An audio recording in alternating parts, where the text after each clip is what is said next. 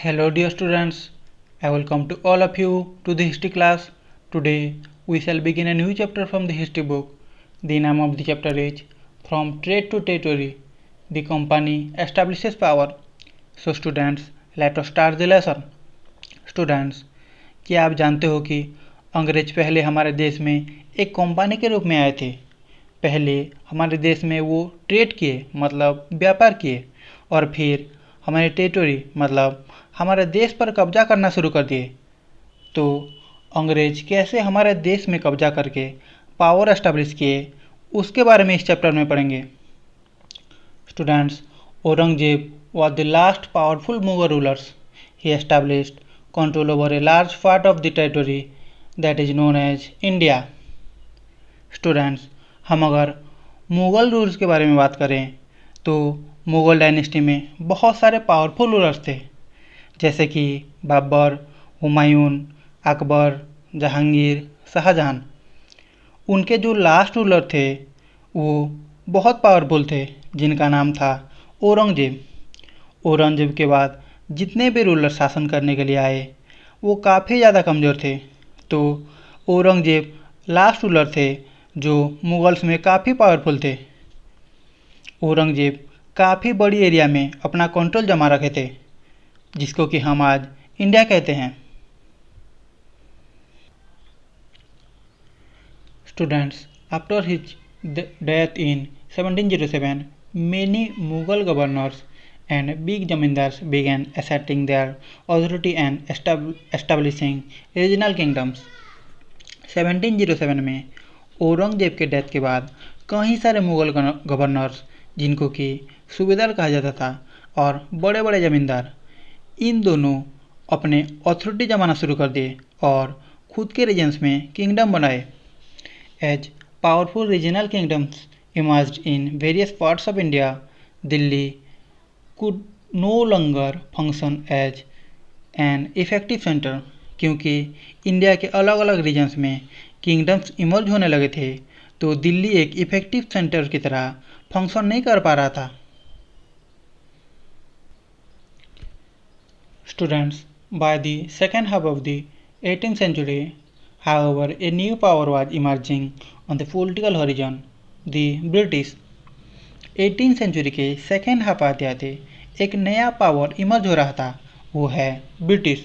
Students, did you know that the British originally came as a trading company and were reluctant to acquire territories. Students, क्या आप जानते हो कि British एक छोटी ट्रेडिंग कंपनी के रूप में इंडिया आए थे और उसी टाइम इंडिया में राज करना उनका एम नहीं था, लेकिन फिर वो कैसे इंडिया जैसे एक बड़े इलाके में राज किया। तो ये कैसे संभव हुआ, इसके बारे में हम इस चैप्टर में पढ़ेंगे। Students, now you can see the figure point 1, Bahadur Shah Zafar and his sons being arrested by captain Hodson. Students, आप लोग इस फिगर पॉइंट 1 में देख सकते हो कि बहादुर शाह जफर और उनके सन्स ब्रिटिश कैप्टन हॉडसन के द्वारा अरेस्ट हो रहे हैं। After Aurangzeb there was no powerful Mughal ruler, but Mughal emperors continue to be symbolically important. Aurangzeb के बाद कोई भी बहुत पावरफुल मुगल रूलर नहीं थे, लेकिन फिर भी मुगल एम्परर्स की इम्पोर्टेंस रही थी।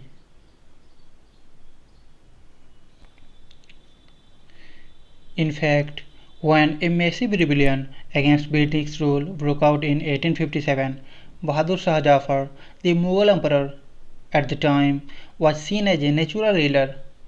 Once the revolt was put down by the company, Bahadur Shah Jafar was forced to leave the kingdom and his sons were shot in cold blood. 1857 में जब ब्रिटिश रूल के खिलाफ एक मैसिव रिबिलियन चला था, मतलब एक बड़ा विद्रोह चला था, उसी टाइम में बहादुर शाह जफर को एक नेचुरल लीडर की तरह देखा गया था।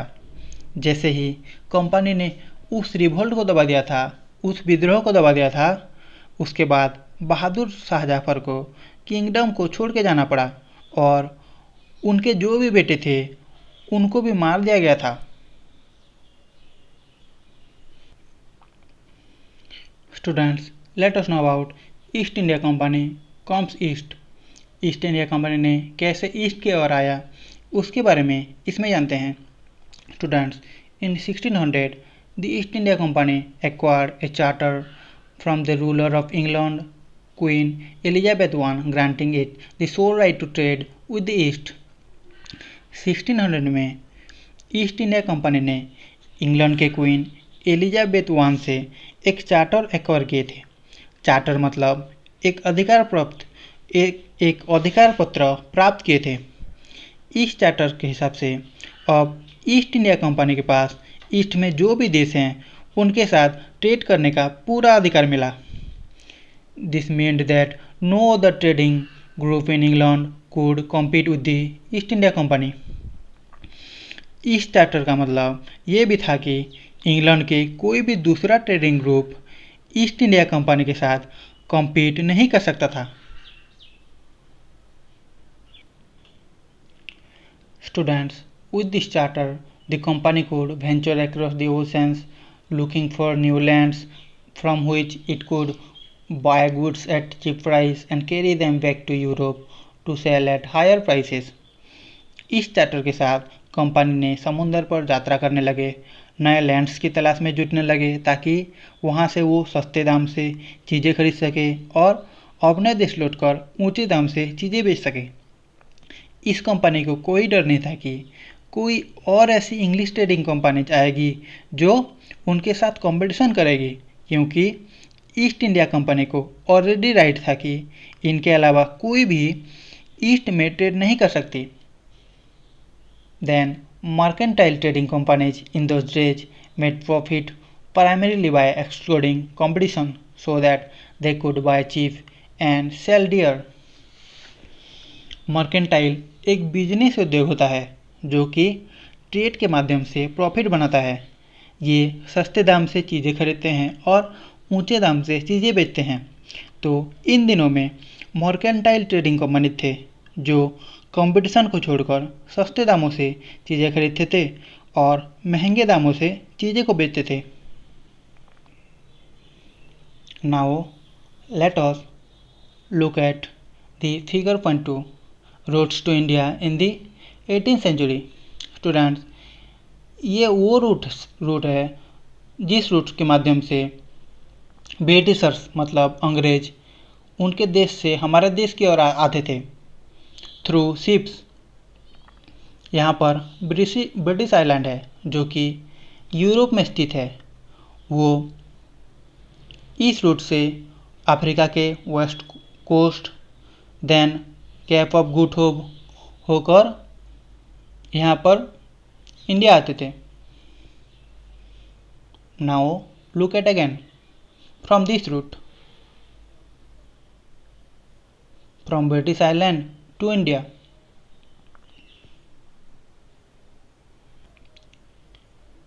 Students, the Royal Charter, however, could not prevent other European powers from entering the eastern markets. By the time first English ships sailed down the west coast of Africa, round the Cape of Good Hope, and crossed the Indian Ocean, the Portuguese had already established their presence in the western coast of India and had their base in Goa. Students, जो charter था उसका मतलब यही था कि कोई दूसरे company को ईस्ट में आने नहीं देंगे। फिर भी उस रॉयल चार्टर दूसरे यूरोपियन पावर्स को ईस्टर्न मार्केट की तरफ आने से नहीं रोक पाया। जब इंग्लिश शिप्स या अंग्रेज़ों का शिप्स अफ्रीका के वेस्ट कोस्ट से होते हुए कैप ऑफ गुड होप से होते हुए और इंडियन ओशन को क्रॉस करके इंडिया आ रहे थे, उससे पहले पोर्तुगीज ने पहले से ही इंडिया के वेस्ट कोस्ट में आ चुके थे और गोवा में खुद का बेस बना चुके थे। In fact it was Vasco da Gama, a Portuguese explorer who had discovered the sea route to India in 1498। Vasco da Gama जो कि एक पोर्तुगीज एक्सप्लोरर थे, उन्होंने इंडिया को आने के लिए 1498 में एक सी रूट का आविष्कार किया था। By the early 17th century, the Dutch too were exploring the possibilities of trade in the Indian Ocean. Soon, French traders arrived on the scene. 17वीं सेंचुरी की स्टार्टिंग में डच लोग भी पॉसिबिलिटीज देख रहे थे कि किस तरह से उनका भी ट्रेड इंडियन ओशन में स्टार्ट हो। यूरोप के नीदरलैंड देश के लोगों को डच कहा जाता है और उसके बाद जल्द ही फ्रेंच ट्रेडर्स भी इंडिया आ गए थे।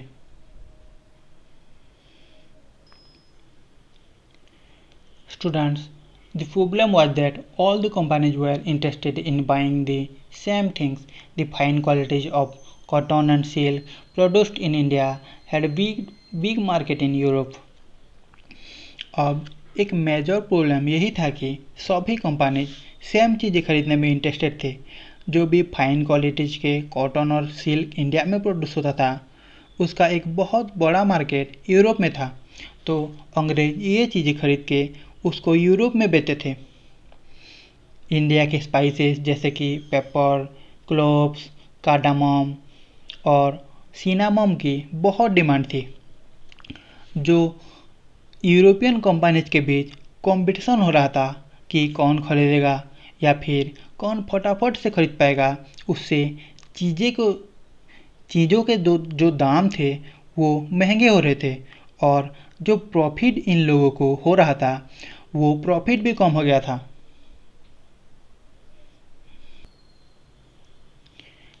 The only way the trading companies could flourish was by eliminating rival competitors. The urge to secure markets therefore led to fierce battles between the trading companies. अब उनको चाहिए था कि उनका बिजनेस अच्छा चले और अच्छे से व्यापार कर पाए, तो उसके लिए जो राइवल कॉम्पिटिटर्स थे, जो प्रतिद्वंदी थे, जो उनके साथ ट्रेड कर रहे थे, उनको हटाना ज़रूरी था। तो खुद के मार्केट को सिक्योर रखने के लिए उन ट्रेडिंग कंपनीज के बीच में बहुत सी घमासान लड़ाइयाँ चली। Through the 17th and 18th centuries, they regularly sank each other's ships, blockaded roads and prevented rival ships from moving with supplies of goods.